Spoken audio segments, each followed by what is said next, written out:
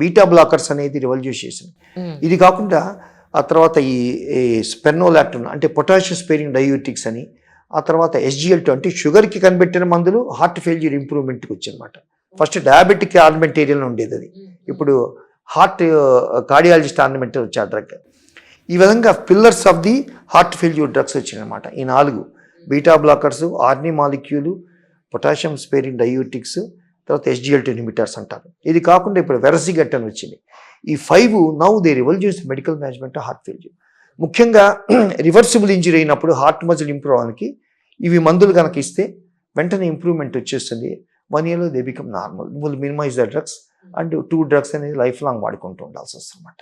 ఆ విధంగా రివల్యూషన్ అది హార్ట్ ఫెయిల్యూర్. అట్లా కవాటాలు అయితే కవాటాలు రిపేర్ చేయగానే హార్ట్ ఫెయిల్యూర్ ఇంప్రూవ్ అవుతుంది.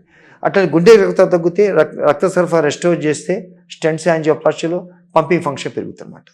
సో ఆ విధంగా రివర్సిబుల్ ఇంజురీ అయితే ఇంప్రూవ్ అయ్యే చాకు ఉంది. ఒకసారి ఇరివర్సిబుల్ ఇంజురీ అవుతుంది కొంతమందికి. అలాంటి వాళ్ళకి ఏంటంటే ఇంకా లైఫ్ లాంగ్ ఈ guide line direct medical drugs వాడుకుంటూ అవసరమైతే ఒక్కోసారి కొన్ని డివైజెస్ ఏంటంటే సడన్ డెత్స్ ప్రివెంట్ చేస్తుంటాయి. ఎందుకంటే హార్ట్ వీక్నెస్ ఉన్న వాళ్ళకి they are prone for sudden cardiac death.